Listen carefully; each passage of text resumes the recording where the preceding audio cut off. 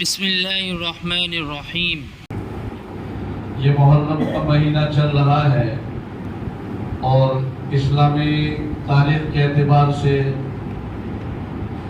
1444 سال پورے ہوئے، یعنی آپ علیہ السلام نے مکہ سے ہجرت کر کے مدینہ کا سفر کیا منورہ کا، اس کو آج 1444 سال پورے ہوئے اور 1445واں سال پورا ہوا اس مہینے میں۔ یہ باتیں سب یاد رکھنے کی ہوتی ہیں، لیکن ماحول نہ ملنے کی وجہ سے خود ہمیں بھی پتہ نہیں ہوتا ہے۔ اکثر طبقے کو یاد رکھنے والے رکھتے ہیں، اور جب ہمیں یاد نہیں ہوتا ہے تو پھر ہماری اولادوں کو کیا یاد ہوگا۔ مکاتب میں، مدارس میں یا کچھ تعلیم وغیرہ میں سن لیتے ہیں، بچے پڑھ لیتے ہیں مکاتب مدارس میں، تو کچھ یاد ہوتا ہے۔ آج ماحول ملنے کے اعتبار سے ہمارے بچوں کو اور ہمارے نوجوانوں کو کرکٹ کا ماحول ملتا ہے، تو فلاں کھلاڑی نے کتنے چھکے لگائے، کتنے چوکے لگائے، کتنے وکٹ لی، کتنے میچ کھیلا، وہ کیا کھاتا ہے، کیا پیتا ہے، کتنا دودھ پیتا ہے، سب کچھ یاد ہوتا ہے۔ کیونکہ ان کے ماحول ملتا ہے۔ موبائل کا زمانہ ہے، پب جی گیم میں کیا ہے، لوڈو میں کیا ہے، اس گیم میں کیا ہے، اس میں کیا ہوتا ہے، اس میں کیا ہوتا ہے، فیس بک پر کیا ہوتا ہے، انسٹاگرام پر کیا ہوتا ہے، سب کچھ ہمارے بچوں کو، ہمارے نوجوانوں، کیونکہ اس کا ماحول ملتا ہے۔ اور اسلامی اعتبار سے ہم اکثر چیزوں میں برائے نام مسلمان ہیں۔ بہت سی چیزیں اسلام کی ہمیں یاد نہیں ہے۔ آج کوئی غیر مسلم ہمیں آ کر پوچھ لے کہ یہ کیا ہے، کہتا ہوں بغلے جھانکتے رہ جا رہا ہوں ان کے سامنے، یہ کیا پوچھ رہا ہے۔ اور لوگ مطالعہ کر کے، جو اسلام میں نہیں ہے، اسلام کے دائرے سے باہر ہے، لیکن اسلام کا مطالعہ کرتے ہیں، ان کو ہم سے بھی زیادہ یاد ہے اسلام کی چیزیں۔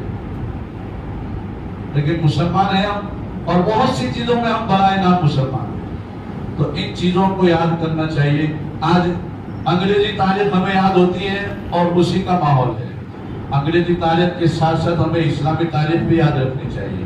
ہمارے بڑے بوڑھے تو اسلامی تاریخ ہی کرتے تھے، اور خاص طور پر ہمارے مستورات کے اندر تو یہی چلتا تھا۔ ان کی زبان میں چاہے وہ کہتے تھے کہ محرم، تیجوں، وفاتوں، پھر میاں محمود، شمادان، شالم، رجب، سگرات، رمضان، فقائد، خالد اور بقرعید، اس طرح وہ گنتی تھی، لیکن ماحول تھا اسلامی تاریخ کا۔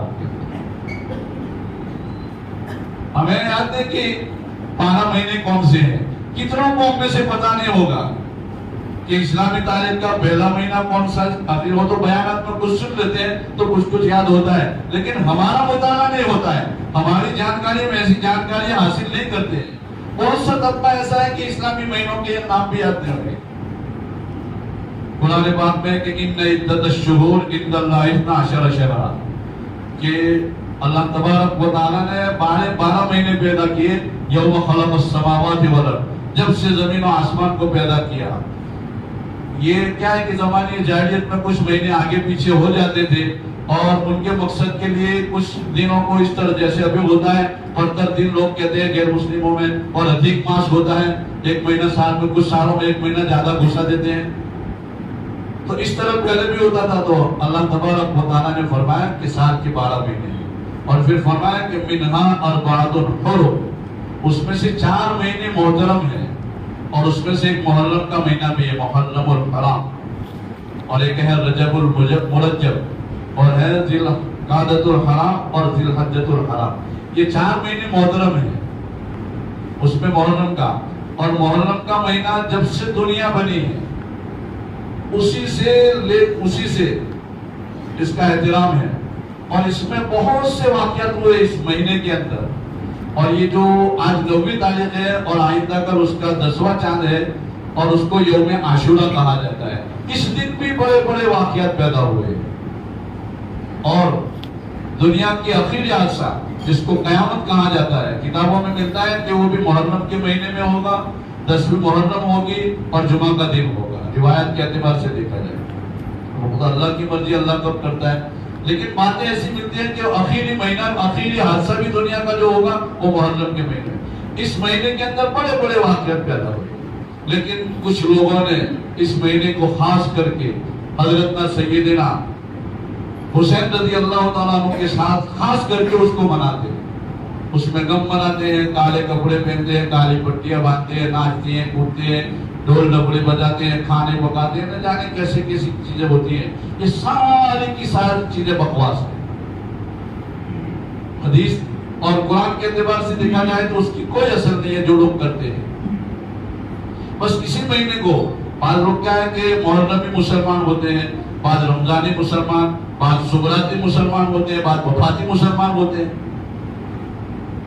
تو محرمی مسلمان ہوتے ہیں تو بس محرم کو ہی پکڑ لیا انہوں نے، اور اس میں بس کسی کو سارا دین سمجھتے ہیں. پورے سال نماز نہیں پڑھیں گے لیکن 10ویں محرم کو ظہر سے پہلے نماز 2 رکعت محرم کی نماز پڑھتے ہیں، پورا سال نماز نہیں پڑھیں. یہ چیزیں ہیں، سارا کا سارا یہ بکواس ہے. احادیث اور قرآن کے اعتبار سے اس کی کوئی اثر نہیں. جو بھی کرتے ہیں ہمیں کیا کرنا ہے ان دنوں کے اندر؟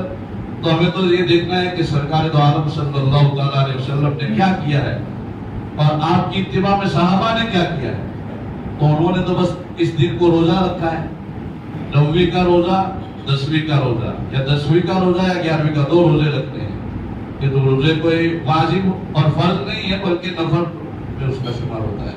رکھیں گے تو بہت سا ثواب ہے، سالوں کے گناہ معاف ہوتے ہیں، گناہ کے لیے کفارہ ہوتا ہے، کئی سالوں کا ثواب ملتا ہے وغیرہ وغیرہ. اس کی بہت فضیلتیں ہیں لیکن ضروری نہیں ہے. ہو سکے تو رکھ لینا چاہیے کیونکہ ثواب اتنا ہے اس کا. تو 2 روزے، 9ویں کا، آج کا روزہ اور کل کا روزہ. اگر آج کا روزہ کا ہے تو کل کا روزہ اور اتوار کا روزہ یعنی 11ویں کا، 2 روزے. اور حدیث میں آتا ہے کہ عاشورہ کے دن یعنی 10ویں محرم کے دن جو کوئی اپنے اہل و عیال کے اوپر خرچے میں وسعت کرے گا، خرچہ جو ہوتا ہے وہ تو دینا ہی ہے، وہ ہمارا فریضہ ہے ان کو دینا. اللہ دیتا ہے، کہیں ہماری جیب سے نہیں دیتا ہے. اللہ ان کی خدمت کی اور ان کی مقدر کی روزی ہمیں دیتا ہے تو ہمیں ان کو دینا. اللہ نے ہمیں ذریعہ بنایا ان کا، تو خرچہ تو دینا ہے، اس میں کنجوسی نہیں کرنی ہے. لیکن خاص طور پر عاشورہ کے دن جو اپنے اہل و عیال کے اوپر وسعت کرے گا روزی میں، ان کو اچھا کھلائے گا، ان کی روزی میں بڑھوتری کرے گا اس دن، تو اللہ تبارک و تعالیٰ پورے سال اس کی روزی میں برکت کرے گا اور وسعت کرے گا. اللہ تبارک و تعالیٰ کے رسول سے زیادہ آمین.